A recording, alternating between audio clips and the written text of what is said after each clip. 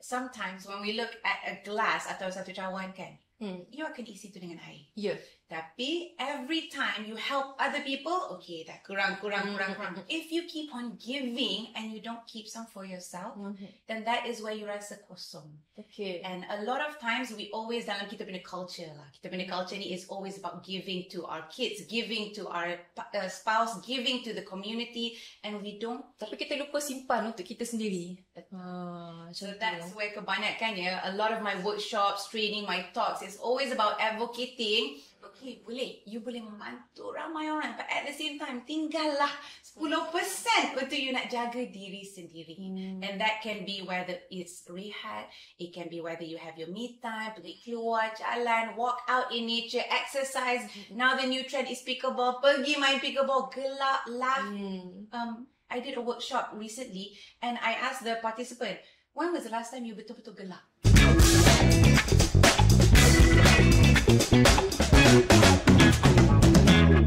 Okey, kembali semula di Bikin Super Cakap bersama Madiha Fuad. Okey, Medi, berbalik semula kepada soalan kita tadi tu yang saya mengatakan penyakit gangguan mental ini ialah kedua terbesar selepas penyakit jantung. Adakah penyakit mental ini boleh bawa maut? Kalau kita lihat dari segi statistik daripada COVID atau even sebelum COVID, suicide cases memang semakin meningkat. And kalau saya boleh kongsikan, mungkin kita tak diwar-warkan dekat social media sebab perkara ini sangat sensitif. Ada juga suicide cases di kalangan orang muda, student, di university, and the most recent one, saya rasa mungkin 2 bulan lepas, which is a student bawa dekat social media, case bully, adakah saya patut bunuh diri, and semua kawan-kawan netizen dia semua kata, yes, this bunuh diri, and she did. So you bayangkan macam mana social media, macam mana persepsi people support system di kalangan around us, how that can affect a person's mental health yang boleh membuatkan seseorang tu commit suicide.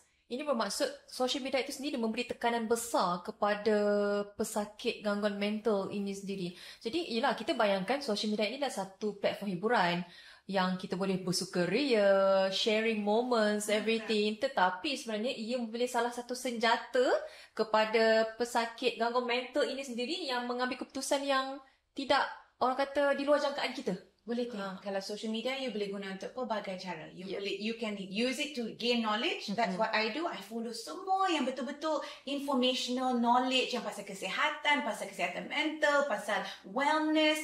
Boleh dapat banyak ilmu dari situ because it's bite-sized knowledge yang senang kita nak absorb. Atau you menggunakan social media untuk hiburan, atau you menggunakan social media untuk nak dapat validation from the public, and that's where it's sangat membahayakan. Sebab setengah individu dia menggunakan social media untuk personal branding. Ada, macam Madiha Fuad menggunakan platform social media untuk, yelah, saya mengenal beliau pun melalui social media melalui conference. So daripada situ ada setengah yang sihat waras akal fikiran ini, dia menggunakan sesuatu platform itu secara yang baik. Ada yang menggunakan social media sebagai senjata memuaskan perasaan macam tu. So itulah menjadinya seseorang itu gangguan mental yang tak boleh dibendung. Okey, jadi kita bercakap tentang social media ini. Jadi kita menjurus kepada skop keluarga itu sendiri. Jadi kita yelah, keluarga ni terdiri daripada ibu bapa, orang kata adik-beradik, termasuklah orang kata nenek, datuk dan sebagainya. Jadi bagaimana peranan keluarga itu sendiri dan juga guru-guru untuk menjadikan anak-anak kita ni terhindar daripada penyakit mental ini sendiri. So, kalau kita lihat, the strongest support system yang you boleh bagi seseorang adalah keluarga. Keluarga yang terdekat sekali. Sebab apa? That is your number one person yang you percaya. You grew up with the people, adik-beradik ke, keluarga ke, nenek ke, and that's why apa-apa yang you ceritakan, positif atau negatif, you akan betul-betul rasa that feeling, whether it's a positive or negative feeling. So, kalau kita lihat dari segi building resilient generation ni, kenapa generation sekarang yang dilihat sebagai snowflake atau strawberry generation, macam saya kongsikan tadi, is because kita tak memberi peluang kepada generation yang muda ni untuk nak cuba try to do tough thing, benda yang susah. Kita patut guide, membantu, bukan menyelesaikan masalah. Apabila kita terus susah je selesaikan masalah dan kita tak dapat, diorang tak dapat belajar macam mana nak struggle, macam mana nak overcome a situation, and that skill pada zaman sekarang sangat crucial. Okay, jadinya keluarga ni adalah orang kata guru pertama lah, memainkan peranan penting. Jadi yelah, menerapkan kasih sayang dalam keluarga itu bukanlah orang kata fungsi utama, tetapi ada setengah keluarga itu mengambil ringan saja. Okey, dia hantar pada anak di sekolah, so dia beri tanggungjawab penjagaan itu sepenuhnya kepada guru. Namun guru tu penjagaan hanya di pesaran sekolah saja. Tapi yalah, dalam faktor keluarga itu sendiri ialah orang kata ada breakup family itulah menyumbang utama juga kepada kanak-kanak itu sendiri.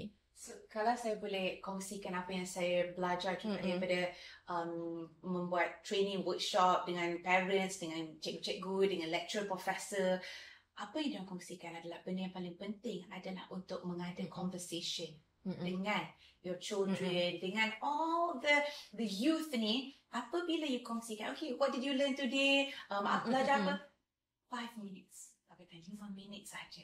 Saya faham bahawa kadang-kadang parents, cikgu, profesor semua sangat penat. Ya. Diorang pun ada a list of things daripada kerja, daripada nak tangani isu masalah sendiri. And then lagi, to care for someone else memang susah. Tetapi, cara kita boleh ubahkan situasi generation ni adalah 5 minutes tanya, oh, belajar apa? Oh, what do you think about that? You ajar critical thinking. Dari situ, oh, kenapa benda tu jadi? Why?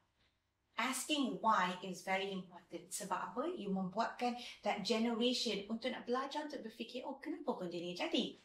So, kalau diorang face satu masalah, diorang akan fikir, kenapa benda ni jadi? So, the mindset of why is very important untuk nak ajar daripada mula. Bukan the mindset of, kenapa benda ni jadi dekat saya, but more of, oh, okay, benda ni jadi dekat saya, kenapa?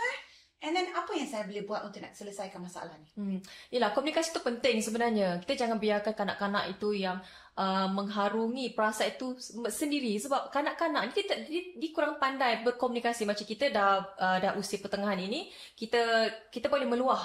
Okay, kita rasa satu ini sebenarnya tak betul. Sebenarnya tak betul pun kita buat juga. Jadi kita ada cara untuk meluah. Tapi kanak-kanak ni balik rumah habis dari sekolah diam je. Bila ibu bapa tanya baru jawab. Kalau tak tanya, dia tak ada je tanya, Mom, I have some problem dekat school. Tak ada. Betul tak? Saya kongsikan kenapa. Mesti akan ada yang tanya, tapi kenapa dia orang tak tanya? Kenapa saya yang kena tanya? Yeah. Because before the age of 30-an, 29, what happens yang saya, one specialist doctor ni cerita dengan saya, dia kata prefrontal cortex of kita punya brain ni, bahagian depan, which is about rational thinking, decision making ni, tak develop lagi. So that's why we see, sebelum ada yang mungkin kita akan fikir, alamak masa 20-an, banyak bad decisions lah kita buat. Because this frontal part of our brain is not developed yet. So kalau kita nak lihat kenapa kanak-kanak buat bad decisions ke, teenagers buat decisions ke, university students buat poor decisions ke, is because they are still learning. And that's where the guidance tu sangat penting of making them fikir kenapa. Lagi banyak exposure diorang ada, lagi banyak exposure to people yang ada knowledge, lagi pandai dia ada. Lagi pandai critical thinking. Betul, sebab dia sebenarnya bergantung kepada exposure. Sebenarnya, kehidupan kita ni banyak belajar daripada pengalaman. Bukannya daripada teori buku semata-mata. Sebab itulah, keluarga ni, dia pun memainkan peranan penting. Dia tak semestinya, okay, I hantar pergi sekolah, pergi belajar, jumpa cikgu. Okay, but Yelah, sebab macam saya cakap tadi, keluarga, ibu bapa ialah guru pertama. Keluarga ialah guru pertama. Jadi, apa pun jadi, dia adalah seorang orang pertama yang menyelamatkan kanak-kanak daripada berlakunya gangguan mental. Sebab kanak-kanak, dia stres, dia pergi main. Dia stres, dia nangis. Tapi sebenarnya, dalaman dia kita tak tahu. Jadinya, adakah kalau kita fikir di sekolah, bukanlah kita nak cakap kewajipan untuk guru berkongsi tentang mental health, tapi ialah guru pun perlu mainkan peranan penting. Kita tak ada memberi orang kata memberi pandangan untuk adakah satu mata pelajaran di sekolah, namun begitu mungkin boleh jadi kan. To be honest, I really feel that is necessary in this generation. Memang sepatutnya include walaupun kita rasa tapi dulu tak ada pun sebelumnya, but every generation is different. Dulu tak ada teknologi, dulu tak ada social pressure, dulu competition not so competitive like now because now there's globalization. So kalau kita nak lihat dari segi isu kenapa kesihatan mental sangat penting pada zaman sekarang and kenapa kesihatan mental teknik sepatut diajar awal lagi is because the generation is very different. Kita kena ajar macam mana nak tangani stress, macam mana nak fokus emotional management, apabila kita marah, what do we need to do? Sebab apa? I've personally seen apabila kita ajar yang muda-muda daripada sekolah kebangsaan ke universiti ke sekolah menengah ke atau sampai yang working adults, they are interested dengan dia orang macam, saya belajar benda baru. Now I can learn to change my life. Tapi bila dah working adult tu susah sikit lah. Tapi diorang tetap nak cuba to change their perspective, lifestyle dengan habit untuk nak improve. Because the ultimate goal adalah kita nak become a better version of ourselves. Setiap chapter kita akan jadi bangga apabila kita lihat, chapter sebelum ni kita buat macam ni. Tapi sekarang kita dah capai macam ni. Kita sentiasa nak grow. Tapi, if we don't manage kita punya mental health ni, kita nak grow je, kita ditarik balik. Kita nak grow je, kita ditarik balik. Dia akan jadi satu kesan negatif lah kepada seseorang itu sebenarnya. Kita nak grow, dia akan U-turn. Nak grow, itu U-turn. Sebabnya motivasi satu hal dah. Nasihat satu hal. Sebab kadang-kadang kita memberi nasihat, kurang nak mendengar. Jadinya dari segi situ ia ada kesan negatif lah kepada kita yang mungkin timbul kepada seseorang untuk mengabaikan integriti dalam kesihatan mental tu sendiri, Medi. Jadi macam mana? Sebab integriti besar, kesihatan mental tu besar. Jadi kesan negatif tersebut tu macam mana kita nak terapkan supaya seseorang tu tidak mengabaikan kesihatan mental dan juga tidak mengabaikan integriti dalam mata yang sama. So kalau kita tarikkan kepada peranan keluarga dengan nenek ke, dengan teachers ke, everyone around you, it's about building integrity-nya daripada muda. So dari macam mana you buat tu, fokus kepada values, fokus kepada apa yang penting, fokus kepada kenapa sesuatu ini jadi dengan macam mana kita nak solve. This kind of discipline, this kind of habit, this kind of mindset ni patut diajar daripada muda. Supaya apa masalah yang dia face ke, apa masalah yang dia fikir macam, saya tak boleh buat lah, tak pernah buat. It's okay kalau tak pernah buat. In life, kita sentiasa diduga supaya kita belajar, supaya kita dapat new knowledge and that is how we build confidence. Kadang-kadang kita kena cuba. Betul. Kalau kita tak cuba, kita tak faham, kita tak alami pengalaman sesuatu perkara tersebut. Jadinya, ibu bapa ni janganlah bagi sebab nak sayangkan anak, tak bagi anak mencuba. Sebab kadang-kadang ibu bapa ni bukan nak kata kurang memberi kasih sayang, dia lebih memberi orang kata menukar kasih sayang tu dengan nilai wang. Okey, so nak memberi kebahagiaan kepada anak, okey tak apa, saya bagi sebanyak ini so anak boleh pergi ke mana-mana saja mereka. Sebab daripada situ akan jadi masalah sosial. Masalah sosial akan membentuk integriti dalam kanak-kanak itu sendiri tercabar, merosot. Jadi macam mana, Medi? So kalau kita ada dari situ, kita kena tengok juga. So saya selalu tengok from a balanced point of view. Kenapa ibu bapa buat macam ni? Sentiasa bagi duit saja untuk nak selesaikan masalah. Kenapa? Kalau kita lihat di belakang takbir, mungkin pressure kerja, mungkin diorang pun ada pressure, masalah stres tersendiri, and it is the quickest solution untuk nak bagi instant gratification. Tapi kalau kita lihat instant gratification ni, the moment you bagi benda yang sangat senang macam tu, it will develop very poor bad habits. Ya, betul. So, benda ni kita kena sedar. Dia akan jadi satu persepsi tau, Medi. Dia akan jadi wang boleh membeli kebahagiaan. Sebenarnya itu persepsi yang agak negatif lah. Sebab ibu bapa lagi senang. Tak apalah kita bagi kemewahan. So dia fikir anak-anak akan rasa bahagia. Sebenarnya sebaliknya. Sebab kanak-kanak ni dia memerlukan kasih sayang. Daripada situlah berlakunya mental illness. Berlakunya penyakit-penyakit yang tak diduga. Terasa stres. Rasa macam mak ayah saya tak sayangkan saya ke. Itu dah timbul satu kesihatan mental dalam golongan anak-anak. Jadi ialah masalah pada guru juga sebenarnya. So, saya nak kongsikan masalah love, the feeling of love from your family ni. Kalau kita lihat kenapa zaman-zaman sekarang banyak isu relationship issue yang kita lihat bila saya buat talk dekat universiti. The number one issue adalah relationship. Disebabkan apa? Disebabkan kita tak dapat kasih sayang daripada keluarga. So, kita cari kasih sayang di luar. Dan apabila both men and women, apabila kita bagi kita punya heart and soul kepada seseorang tu, and then in university tak jadi, mungkin argue ke, and then sebab tak matang lagi mungkin, so kita tak tahu macam mana nak manage different emotion, different personality, different needs, dan daripada situ that's when you see suicidal tendencies disebabkan relationship issue. Sebab sewaktu saya di universiti dulu, banyak berlaku kejadian bunuh diri disebabkan oleh perhubungan yang sebegitu rupa.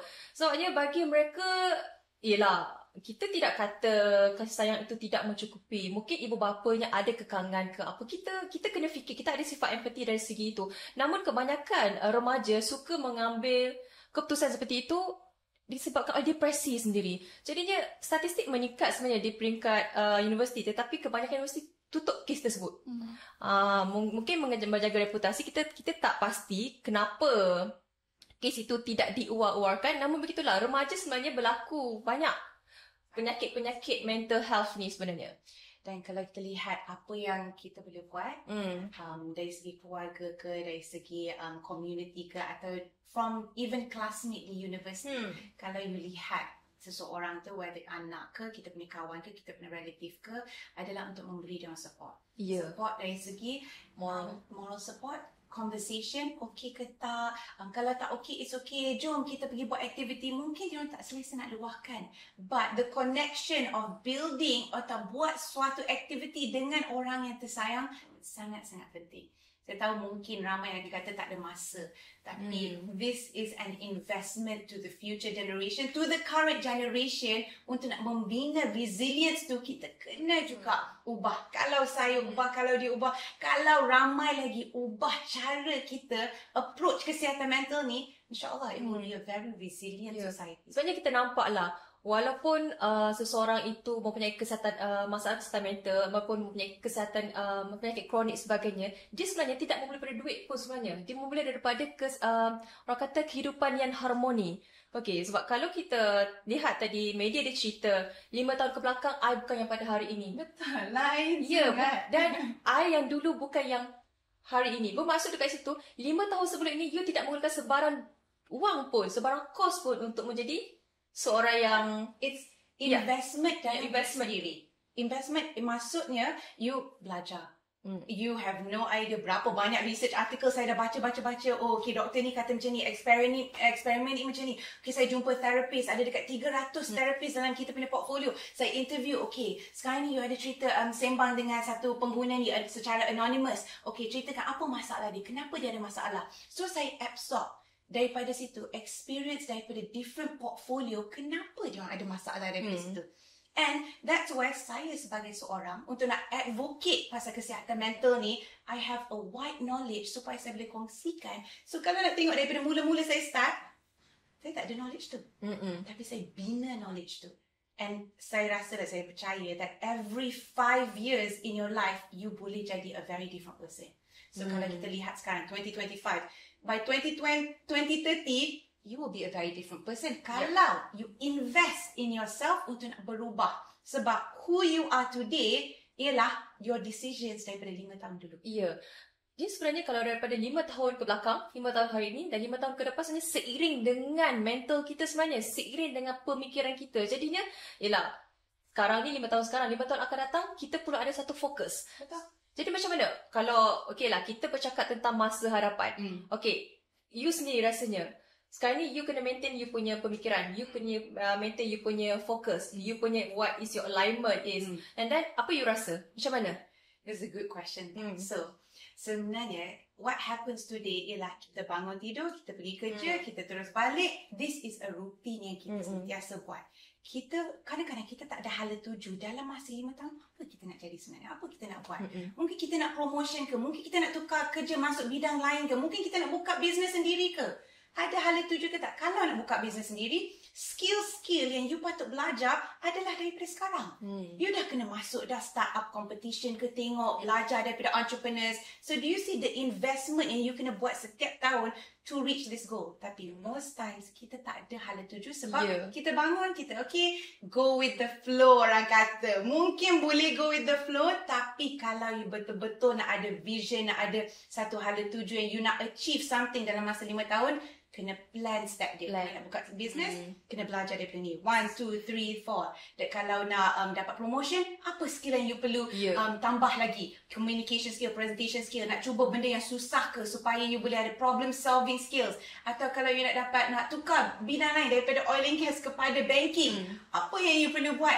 Anything is possible. Saya punya background journalism. Ya, betul. Sekarang saya buat software development. So Jauh you bayangkan tu. susah. Skill yang sangat berbeza. Tapi saya belajar masa tu tak ada ChatGPT lah. Masa tu YouTube sahaja. Tapi kena belajar. So it's investment. It's a learning process. Yes. To become the best version of yourself. Okay, itu kita bercakap tentang how do you empower yourself. Okay, so you dah ada fokus daripada 5 tahun belakang, present and your future. But then, bila kita tengok kan, masa depan, kita kena letak empathy kita di mana. Mungkin masyarakat di luar tidak sama seperti kita. Sebabnya bila orang kata tengok, okay, I nak jadi seperti seorang Maria Fuad. Okay, apa yang I perlu buat? Tetapi tidak semua boleh jadi seperti you. Dan mungkin orang boleh jadi lebih baik daripada you. Mungkin lebih baik. Ya, betul. Dan mungkin juga, daripada yang sama, dia akan berlakunya mental. Dia akan just terfokus. Gangguan di situ. Jadi macam mana? Memang betul. Dalam hidup ni kita akan sentiasa ada dugaan. Boleh kata that 5 years, it wasn't macam ni. Tak naik macam Turun naik. Turun naik. Ada juga hari yang saya rasa macam, betul-betul stress. And saya fikir, tak pernah jadi macam ni. Daripada situlah tercetusnya gangguan mental. Betul. Stress. And not to say saya tak ada stress langsung sebab saya dalam bidang kesihatan mental. Of course, semua human beings akan diduga. And diduga disebabkan itu adalah skill yang you patut bina lagi. So bagi saya, it's about people management. Macam mana nak handle different types of people. Macam mana nak bangunkan business. Macam mana nak financial management. Nak berkembangkan business. Itu semua skill-skill saya pernah ada lagi. Dan skill tu kita tak boleh belajar mana-mana. Dalam buku pun tak ada. Daripada sekolah pun tak ada. Universiti kita grad you as a journalism before. Tak ada pun dalam scroll you. Okay, baiklah. Jadi kalaulah bercakap tentang you punya best version. So lepas ini kita akan bercakap tentang bagaimana harapan you untuk pastikan masyarakat Malaysia ini dia punya mental itu sentiasa sihat dan kehidupan yang harmoni. Kembali selepas ini Bikis bercakap.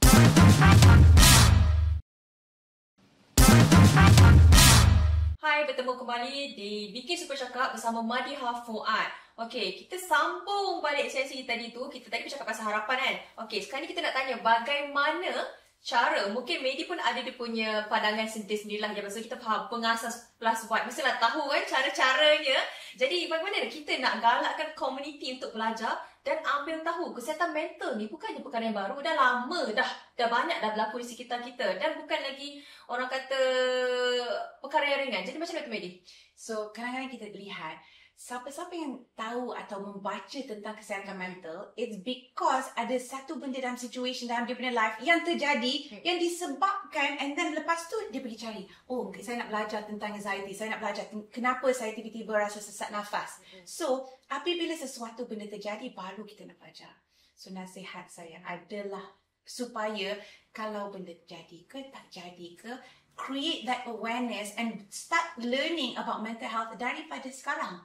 Kenapa seseorang itu ada anxiety? Kenapa seseorang itu ada social isolation? Dia tak nak bercampur dengan orang kadang-kadang, atau social anxiety. Ada kenapa? bubbles dia sendiri. Ada bubble dia sendiri. Kenapa generasi muda sekarang dia rasa tak selesa in terms of interpersonal skill? Mungkin sebab dibesarkan masa zaman COVID di universiti. So dia punya interaction tu mungkin minimal. So kita kena belajar kenapa kesihatan mental tu affect some people. Kita kena understand yang sebenarnya how kita dibesarkan, nurtured tu sangat penting. Mungkin setengah orang kita tengok dia ni sangat resilient. Mungkin sebab dia dibesarkan dalam keadaan yang sangat susah, atau mungkin dia terpaksa jadi independent daripada at a very young age. Dan kita tengok, okay, mungkin kenapa this kind of individual pula mungkin dia very delicate. Mungkin sebab, okay, semua dibuat untuk dia. Mungkin parents dia jaga dia betul-betul dengan lebih kasih sayang. Tapi dengan kasih sayang tu, dia tidak diduga atau dia tak overcome certain challenges.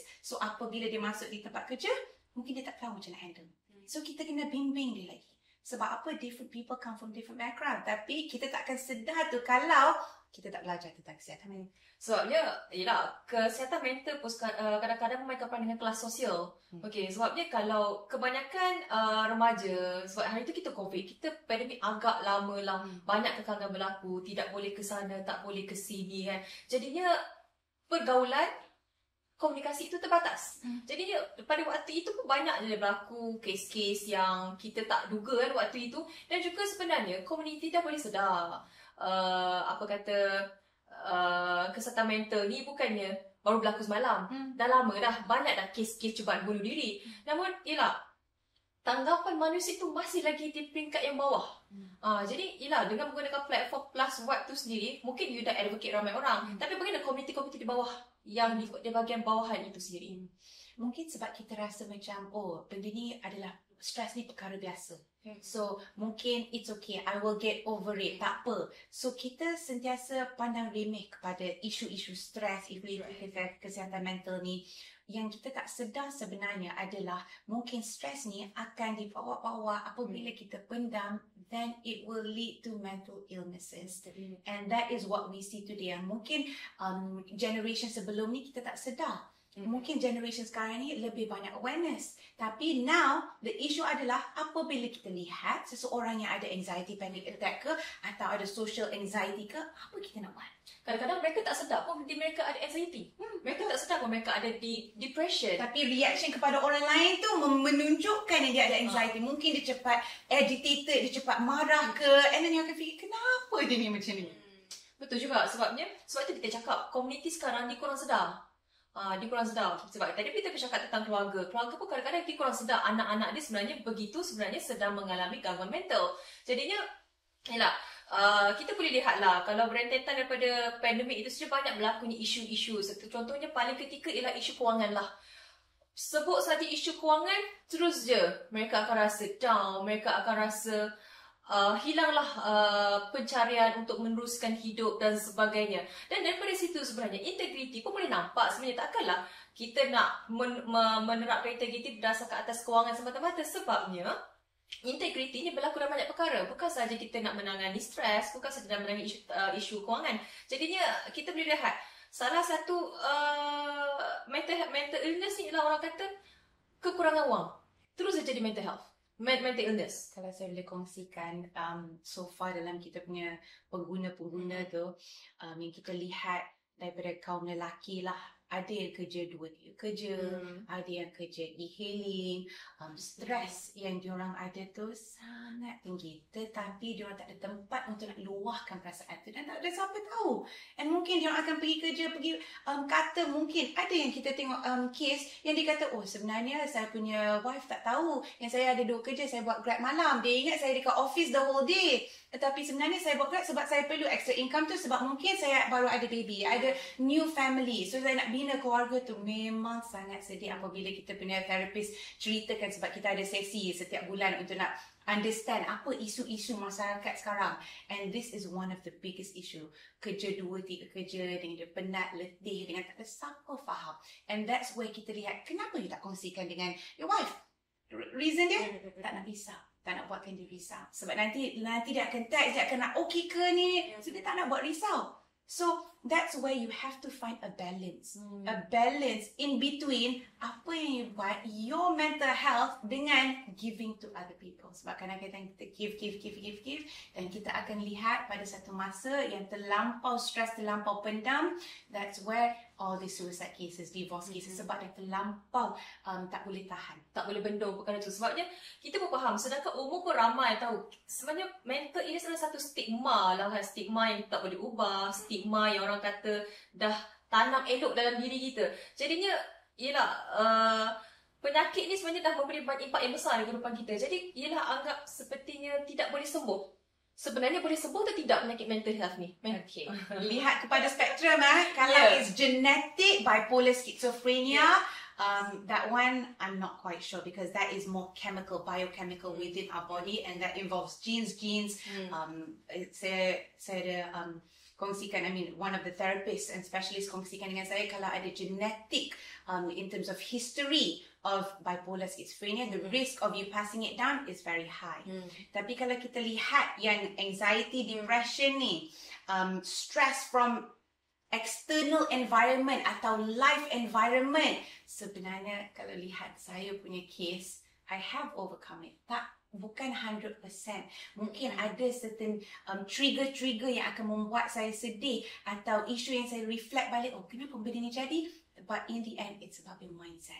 Mindset tu kena kuat. Macam mana nak bina mindset yang kuat? You kena baca, you kena educate yourself. You have to understand kenapa benda tu jadi. And kalau benda tu jadi, apa yang you boleh buat? What are the steps? What are the strategy? Mungkin you have to talk to someone. Mungkin you kena buat activity. Kalau nak manage saya punya stress lah. Boleh katakan untuk nak manage and grow a company to ensure sustainable, untuk nak being able to bayar gaji. Semua ni adalah satu stres-stres yang besar untuk seseorang entrepreneur dekat luar sana pun mungkin.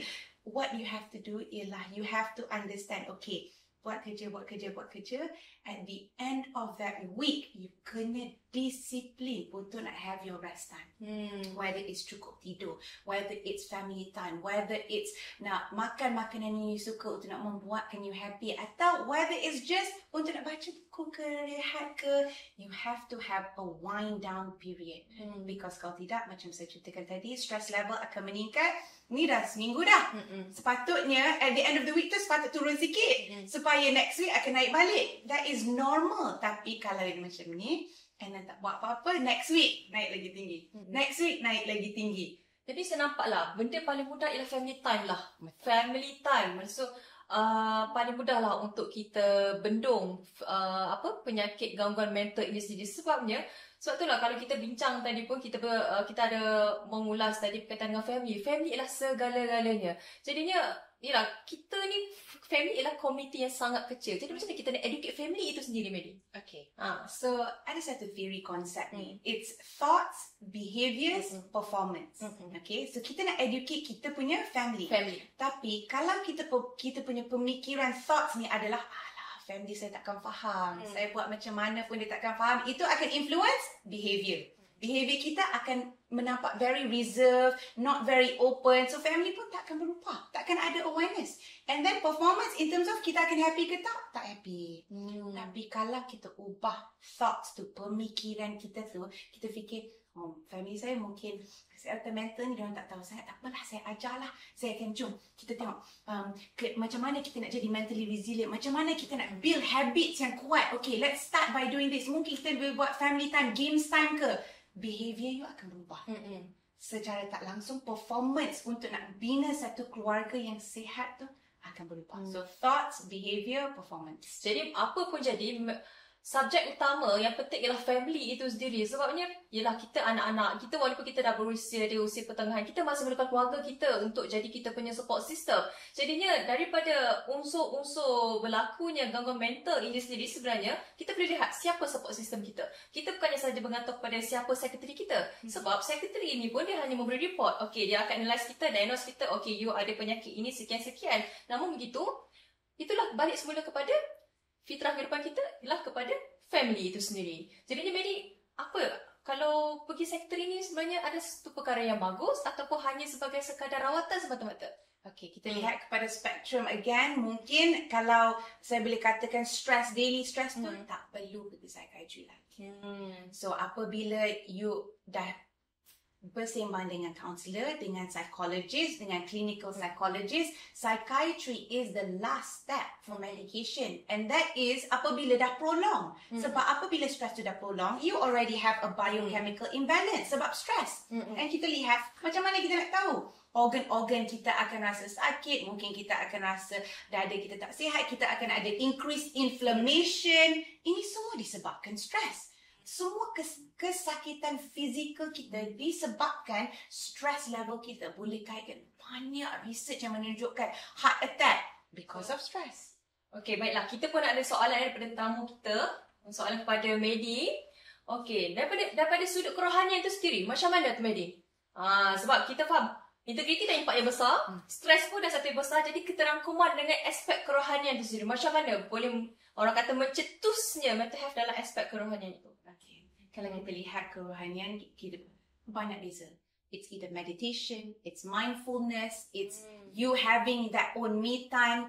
Different religion even has different types of therapy for your own soul. So kalau kita lihat dari segi Islam, of course, it's about you having that own peace, that own meditation time. Kalau it's different religion, then apa kita lihat, it's all about having your own me time yang you self-reflect. You self-reflect, you berdoa, you have that hope and faith yang, okay, benda ni jadi disebabkan mungkin saya perlu belajar, saya perlu improve dari segi aspek macam ni. Tapi kalau saya tak terima benda tu, saya jadi lagi stres sebab benda tu, macam mana kita nak move on kepada the next chapter? Ya, betul. So bagi saya sendirilah, reflection, self-reflection, self-meditation, having that time for you to berdoa, to really fikir, how is it, how can you find peace in any situation tu sangat-sangat penting. Tapi kebanyakan kita autopilot, bangun terus tidur, okay buat kerja, okay autopilot, cycle macam tu, tak ada masa untuk nak pause, untuk nak berfikir. Soalnya kalau kita tengok pada aspek kerohanian tu, sebenarnya kita sebagai bercakap sebagai seorang yang Muslim kan, jadi kita ada step kita sebab bila kita ada gangguan mental ni, kita akan bertindak menulu. Kita akan letak tepi aspek kerohanian itu sendiri. Jadi, medis ni seorang yang pernah alami tersebut. Jadi macam mana medis? Sebab sebenarnya dua aspek berbeza ni. Kita dah mental health. Jadi kita letak tepi aspek kerohanian kita. Kita letak tepi dari segi prinsip-prinsip kita sebagai seorang Muslim itu sendiri. Kalau saya lihat kan, for me, one thing that my family betul-betul ajar saya adalah sentiasa bagi saya sentiasa memainkan Al-Quran di rumah, because even research menunjukkan apabila seseorang tu dalam ICU atau apabila seseorang tu sakit, when you play Al-Quran, that tenangkan body and soul, and that is so important. So bagi saya, for me until today, I still have that, sebab apabila saya masuk rumah, rasa tenang, and I self-reflect balik instead of always rushing, always having that lifestyle, kena buat ni. So in the end, going back to religion, going back to even if it's not Islam, if it's any other religion that you have pun, having that time for meditation, your own me time, sangat-sangat.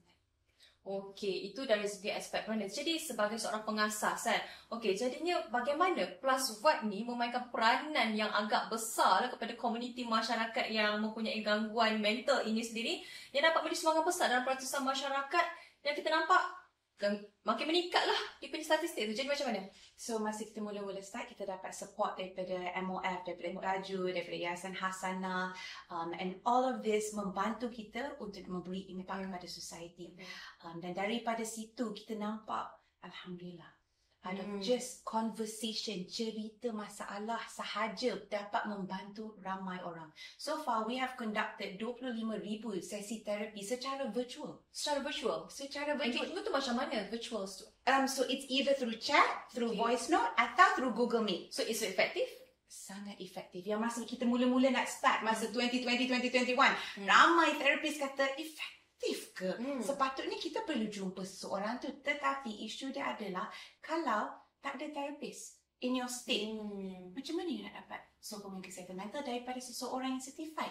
Tak ada peluang, tak ada accessibility, tak ada affordability. Kalau kita lihat zaman sekarang, mungkin sesi terapi, kalau you go through trauma ke, abuse ke, 200-300 ringgit satu jam. Macam, how are you supposed to afford that? So, we don't want mental health to become a luxury. Dari segi mental health, dari segi apa yang Plus Vibes nak cuba menyampaikan, nak cuba capai adalah mental health is a necessity. And the crux of it sebenarnya adalah sokongan emosi. Itu sahaja. Sebab mental health ni bukannya orang kata penyakit yang simple. Dia sebenarnya penyakit global sebenarnya. So, jadi macam mana ialah terangkuman Plus Vibe itu melepasi dunia? So, sekarang Alhamdulillah after 5 years, kita akan expand through a joint venture with the mental health clinic in Japan, dan kita juga dapat interest untuk nak digitalize the services, because sekarang ni ramai dah sedar kalau medication mungkin dia akan just pendamkan the symptom sahaja, it will curb the symptom, tapi dia tak selesaikan masalah yang sebenarnya isu dia adalah dalam hati. So kita mungkin pendam sesuatu masalah, sesuatu situation, seorang yang mungkin buat tingkah laku yang tak baik dekat kita ke, it's pendam. So medication does not solve the problem. It just curbs the symptom yang kita rasa takut ke, rasa anxiety ke, rasa panic attack. So that's why globally this is an issue. Dan globally apa yang insyaAllah +5 dapat capaikan kalau kita dapat support yang lebih daripada corporate, daripada government, mungkin daripada investor, adalah untuk berkembang to create a society whereby it's an empathetic society. We have certified therapists sentiasa ada dalam masa 2 minit, bukan untuk nak booking, untuk nak tunggu, because masa tu dah mungkin terlampau stres untuk nak tunggu. Immediately you get to talk to someone certified. So itulah bagusnya +5 ni kepada mereka yang ada rasa gangguan mental sendiri. Sebenarnya ialah kita pun, kalau kita ada gangguan mental, tak ada siapa untuk mengaku I ada gangguan mental. Of course lah kan, itu adalah agak personal kepada kita.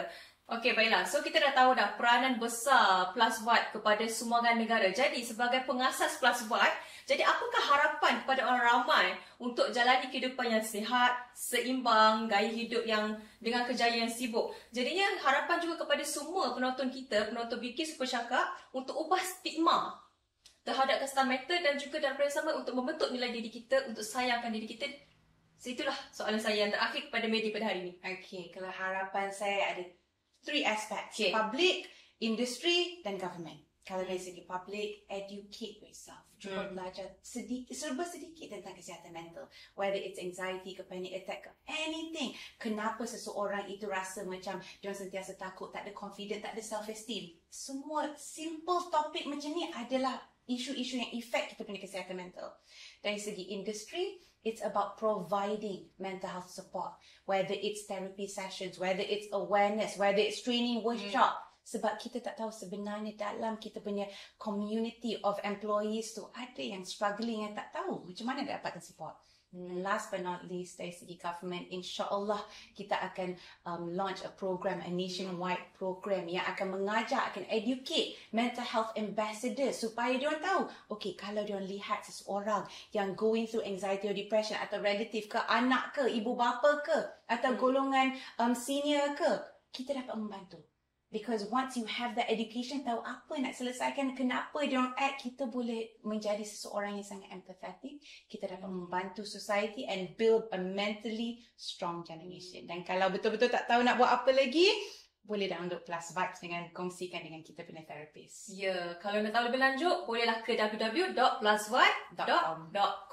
Okey, itulah sedikit sebanyaklah pesanan dan juga apa orang kata penjelasan, pandangan-pandangan daripada Madiha Fuad, merupakan CEO dari +Vibe. Jadi dari saya daripada PRM mengucapkan ribuan terima kasih kepada Madiha Fuad kerana sudi bersama-sama kita di Bikin Super Cakap. Jadi kepada penonton di rumah, jangan lupa like and share Bikin Super Cakap. Jumpa lagi di episod akan datang.